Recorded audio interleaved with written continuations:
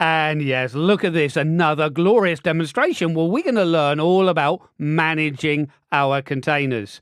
We can move directly out to our command line on Ubuntu too.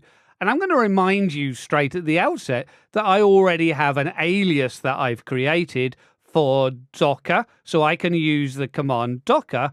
But when we look at my aliases, it will actually run sudo and Docker. So I don't need to worry about being a member of the Docker group or prefacing any of my Docker commands with sudo. So this is just for ease. You might also want to do it in your own environment. Using the old school way of listing our containers, we would use Docker PS, but this is really old school. We'd use PS-A, then to go through and show the containers that are created but not running. So here we get to see our hello world image running the hello command, exiting 22 hours ago, and with the name, as we never assigned a name, of Serene_Brown. Now, this is one way of looking at it, but we've got a newer way of managing by organizing our subcommands underneath the object. So Docker container ls makes a lot more sense because we are listing our containers. Again, we still have no running containers, but we can use ls-a to see those that have stopped. So we can see the sense of moving away from some of the old school ways of doing things, even if it is a little bit more typing. For yourself, though, you use anything that you are comfortable with.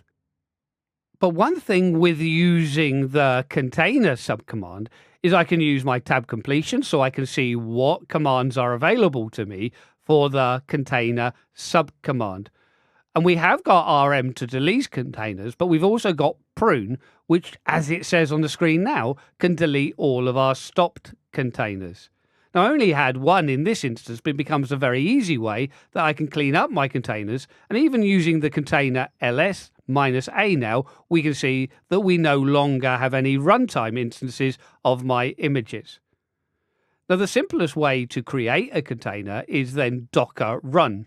Now, again, that's not organizing it under Docker container run, so we should always consider that. But also, it started up, and because I didn't have an interactive console with it, it ran bash and then stopped straight away. So the container was created, but then stopped straight away.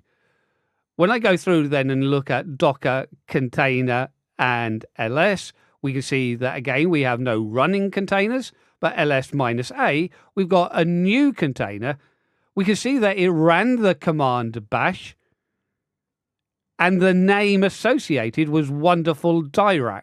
Now, again, the idea of assigning our own names makes it much more easy to manage our containers because they're going to have names that we've assigned rather than these weird names that are assigned by Docker itself.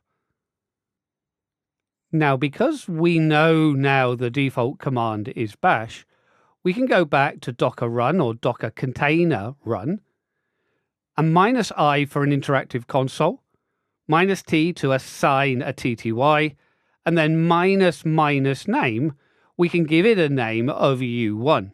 Giving it a name of U1 makes it much more easy to manage. Now you can see then that I've gone into the container. I've connected as the default user root. And if I cat out the etc and /os-release, we're able to see that this is actually Ubuntu 22.04 rather than 20.04, which is my host operating system. So we can see there's no real correlation between our host operating system and the container that we are running. But this is just a very cut down version of the operating system. If I use exit, I exit out of bash. Exiting out of bash then stops the program that is running in the container and then stops our container. So we can see with our ls-a, we can see that our container U1 exited about 6 seconds ago. So it's just stopped. But just because it stopped doesn't mean I can't go back and use it again. We can use our Docker container and start. Make sure we have an interactive session with it. We don't need the T this time. And now you see the idea of why we assign our own names. I can just use the name U1 to jump back into that container. So the container is running now, and I'm connected back to it. I can use exit to leave the container again, but of course that's going to stop the container, and we will see that with our ls-a. So that's time now, about 4 seconds ago, it stopped.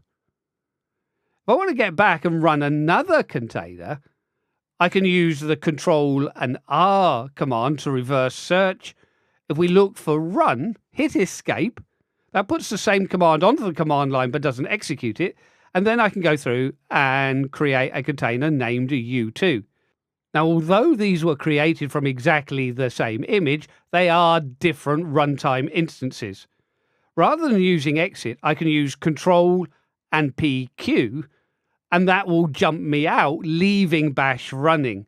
Leaving bash running, that's the default command, will leave my container running. We look at the container name U2, its status is up and has been up for about 25 seconds. If I use container ls without the -a, then of course this is the only container I see running. Now at this point, if we go back and use the ip-link ls command, we can see the Docker 0 network, but it's got a virtual Ethernet card now connected to that network. The container is connected to my Docker 0 network. So long as my container is running, then I'm going to have that connection to the Docker 0 network. I can use Docker container stop U2 to stop the container, which of course does what it says on the tin. It always seems to take a little bit longer than we anticipate, but it will go through. You are watching this in real time, so it has now stopped. And of course, then going back and listing my containers, I'd have to use the ls-a to be able to see the stopped container. But we can see now that U2 has now stopped. Once I've finished with all of these, I can go back to my Docker container and prune. Remember, the prune command is going to delete all of my non-running containers. And for me, we can see then that we've tidied up those 3 containers.